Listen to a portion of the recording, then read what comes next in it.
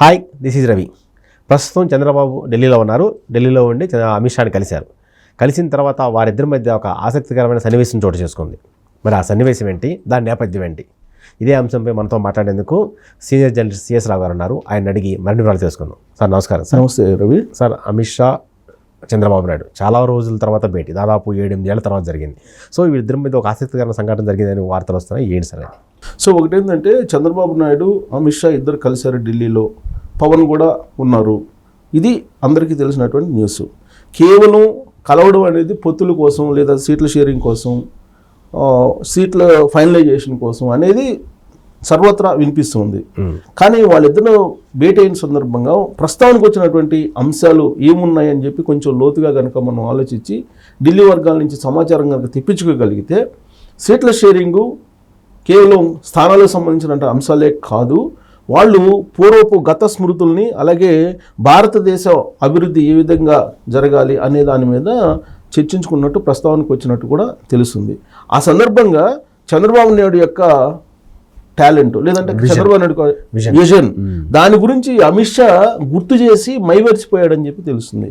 ఏ సందర్భంలో ఏ అంశాన్ని ప్రస్తావించాడు అమిత్ షా చంద్రబాబు నాయుడు మధ్య ఎలాంటి చర్చ జరిగింది అనే దాని మీద మనకు వస్తున్నటువంటి సమాచారం, మనకి వివిధ వర్గాల నుంచి సేకరించుకున్న సమాచారం మేరకు చంద్రబాబు నాయుడు డిజిటలైజేషన్ అనేటువంటి దాని మీద ఒక ప్రజెంటేషన్ ఇచ్చారు గతంలో. ఓకే, ఏ సందర్భంలో ఇచ్చారు? కరోనా సందర్భంలో డిజిటలైజేషన్ అనేది ఇంపార్టెంట్ అని చెప్పి కరోనాకు ముందే నరేంద్ర మోడీ దాన్ని మొత్తం దేశానికి పరిచయం చేయాలి, డిజిటలైజేషన్కి వెళ్ళిపోవాలి అని చెప్పి ఆయన ప్రచారం చేశారు. కానీ అప్పటికి అంత ఊపందుకోవాలి. ఆ సందర్భంగా నీతి ఆయోగ్ సమావేశం జరిగింది. నీతి ఆయోగ్ సమావేశంలో ఇన్పుట్స్ తీసుకున్నారు.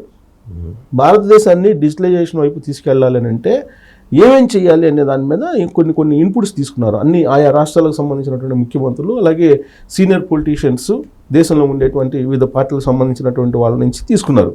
కానీ చాలామంది చాలా పార్టీలకు సంబంధించినటువంటి అధినేతలు కానీ లేదంటే ముఖ్యమంత్రులు కానీ ఆ డిజిటలైజేషన్ ప్రక్రియకే దూరంగా ఉన్నారు చాలామంది.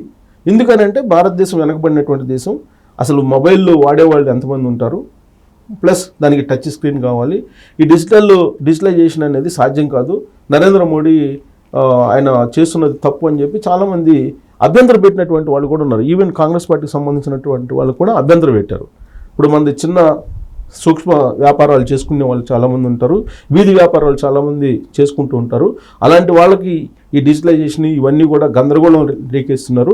అందరినీ ట్యాక్స్ పరిధిలోకి తీసుకురావడానికి ఒక పెద్ద స్కెచ్ చేశాడు నరేంద్ర మోడీ అనేటువంటి ఒక ప్రాపగండా అప్పట్లో జరిగింది. కానీ చంద్రబాబు నాయుడు ఆ సందర్భంగా నీతి ఆయోగ్ సమావేశంలో ఇచ్చినటువంటి ప్రజెంటేషను, దానికి సంబంధించిన ఇన్పుట్స్ అవన్నీ కూడా నీతి ఆయోగే అప్పట్లోనే ఆశ్చర్యపోయింది. అది అమిత్ షా గుర్తు చేశారు వాళ్ళిద్దరు కలిసినటువంటి సందర్భంగా. ఆయన ఇచ్చినటువంటి ప్రజెంటేషన్ని ఎప్పుడు 2019లో అనుకుంటా, 2019 ప్రాంతాల్లో, కరోనా ముందు. సో ఆయన ఇచ్చినటువంటి ప్రజెంటేషన్ చూసిన తర్వాత అప్పుడు నీతి ఆయోగ్ ఆశ్చర్యపోయింది. అప్పుడు ఆ నీతి ఆయోగ్ సమావేశంలో ఉన్నటువంటి అమిత్ షా చంద్రబాబు నాయుడు అప్పట్లో ఇచ్చినటువంటి ఇన్పుట్స్ని గుర్తు చేసుకొని మైమర్చిపోయి ఆయనతోటి షేర్ చేసుకున్నారు సమావేశంలో. అంటే కేవలం పొత్తు అనేది రాజకీయపరమైనటువంటి అధికారం కోసం, రాజకీయపరమైన అంశాల కోసమే కాదు, రాష్ట్రం యొక్క అభివృద్ధి, దేశం యొక్క అభివృద్ధి కోసం ఈ పొత్తుకి ఎన్డీఏలో భాగస్వామిగా తెలుగుదేశం పార్టీని ఆహ్వానిస్తున్నాము, మళ్ళీ తిరిగి తీసుకుంటున్నాము అని అంటే కేవలం అక్కడ రాజకీయపరమైనటువంటి లబ్ధి కోసము లేదంటే అక్కడ రాజకీయపరమైనటువంటి ప్రాపకం కోసమో తీసుకోవట్లేదు అనేటువంటి సంకేతాలను ఇచ్చారు అమిత్ షా. చివరికి చంద్రబాబు నాయుడికే ఇచ్చారు. మీ అవసరం చాలా ఉంది, దేశానికి అవసరం ఉంది, కేవలం రాష్ట్రానికే కాదు దేశానికి కూడా మీ అవసరం చాలా ఉంది. మీరు నీతి ఆయోగ్ సమావేశంలో ఇచ్చినటువంటి పవర్ పాయింట్ ప్రజెంటేషను నాకు ఇప్పటికీ గుర్తుంది.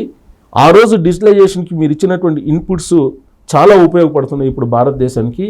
ఇవాళ వీధి వ్యాపారాలు చేసుకున్నటువంటి, ఫుట్పాత్ వ్యాపారాలు చేసుకున్నటువంటి వాళ్ళకు కూడా ఇవాళ డిజిటలైజేషన్ అంటే వెళ్ళిపోయింది. ఇవాళ డిజిటలైజేషన్ వచ్చేసింది. మొత్తం డిజిటలైజేషన్ అంటే ప్రతి వాళ్ళు ఇప్పుడు మారుమూల గ్రామాలకు కూడా వెళ్ళిపోయింది. ఆ రోజునే మీరు ఇది ప్రజెంట్ చేశారు అని అప్రిషియేట్ చేసి రాబోయేటువంటి రోజుల్లో మనం భారతదేశాన్ని ప్రపంచంలో నెంబర్ 1గా తీసుకెళ్ళాలి. అలాగే రాష్ట్రానికి ఏం కావాలో అవన్నిటిని కూడా ఖచ్చితంగా మనం చేద్దాము. అమరావతి ప్రాజెక్టుకు సంబంధించిన అంశం కూడా అమిత్ షా తోటి చంద్రబాబు నాయుడు నేరుగా ఆ సందర్భంగానే మాట్లాడినట్టు మనకు ఉన్న సమాచారం. దానికి సాక్షి పవన్ కళ్యాణ్ కూడా పక్కనే ఉన్నారు ఆ సమావేశం జరిగినప్పుడు. సో వీళ్ళు ముగ్గురు మాట్లాడుకున్నప్పుడు కేవలం రాజకీయపరమైన ప్రస్తావన వచ్చింది, సీట్ల షేరింగ్ సంబంధించిన అంశం, ఇవన్నీ కేవలం రాజకీయపరమైనటువంటి అంశం కోసం అని చెప్పి చాలామంది భావిస్తుంటారు. అధికారంలో ఉన్నటువంటి వైఎస్ఆర్ కాంగ్రెస్ పార్టీ కూడా అదే చెప్తుంది. చంద్రబాబు నాయుడు అక్కడికి వెళ్ళి వాళ్ళకి మోకారు వెళ్తున్నారు, లేదంటే అక్కడికి వెళ్ళి బతిలాడుకుంటున్నారు, ఇవన్నీ చెప్తుంది కదా. కానీ వాస్తవం ఏంటంటే వాళ్ళు కలిసినప్పుడు జరిగినటువంటి సంభాషణ ఇది ఒక ఉదాహరణ మాత్రమే. ఇప్పుడు ఇది ఉదాహరణ తీసుకుంటే దీనికి బలం చేకూరేలా, సరే ఇది మనకు వచ్చినటువంటి విశ్వసనీయ సమాచారం అనుకుందాం, దీనికి బలం చేకూరేలా కొంచెం వెనక్కి వెళ్తే కనుక మనం G20 సమావేశాలను తీసుకోవచ్చు. G20 సమావేశాలు జరుగుతున్నప్పుడు భారతదేశ వ్యాప్తంగా ఉన్నటువంటి సీఎంలు లేదంటే వివిధ పార్టీలకు సంబంధించిన అధినేతలకు సంబంధించి అప్పుడు కూడా ఇన్పుట్స్ తీసుకున్నారు. భారతదేశం నుంచి ఒక ప్రజెంటేషన్ ఇవ్వాలి నరేంద్ర మోడీ. ఒక ప్రజెంటేషన్ ఇవ్వాలంటే ఆయా రాష్ట్రాలకు సంబంధించినటువంటి ముఖ్యమంత్రులు, ఆయా రాష్ట్రాలకు సంబంధించినటువంటి సీనియర్ పొలిటీషియన్స్ యొక్క ఇన్పుట్స్ తీసుకున్నారు. ఆ ఇన్పుట్స్ తీసుకున్న సందర్భంగా చంద్రబాబు నాయుడు కూడా విలువైనటువంటి ఇన్పుట్స్ను ఇవ్వడం జరిగింది. G20 ప్రజెంటేషన్, G20 సమావేశంలో ఎలాంటి ప్రజెంటేషన్ భారతదేశం వైపు నుంచి ఇవ్వాలి అనేది అందరి దగ్గర నుంచి తీసుకున్నారు నరేంద్ర మోడీ. కానీ చంద్రబాబు నాయుడు ఇచ్చినటువంటి ఇన్పుట్స్ అద్భుతం అని చెప్పి అప్పట్లోనే నరేంద్ర మోడీ చెప్పారు. ప్లస్ ఆ ప్రజెంటేషన్ G20 సమావేశంలో ఇవ్వడం జరిగింది నరేంద్ర మోడీ. కాబట్టి ఇక్కడ కేవలం రాజకీయపరమైనటువంటి అంశాలు, పొత్తుకు సంబంధించిన అంశాలే కాదు, చాలా క్లియర్గా 2029కి ఏం చేయాలి, 2050కి ఏం చేయాలి అనేటువంటిది ఒక విజన్ ఉంది. 2050 కల్లా వరల్డ్ నెంబర్ 1 భారతదేశం కావాలి అనేది నరేంద్ర మోడీ యొక్క డ్రీమ్. చంద్రబాబు నాయుడు డ్రీమ్ ఏంటి? 2029 కల్లా ఇండియాలో నెంబర్ 1 రాష్ట్రంగా ఆంధ్రప్రదేశ్ ఉండాలనేది ఆయన డ్రీమ్. 2029కే ఉండాలనేది ఆయన డ్రీమ్.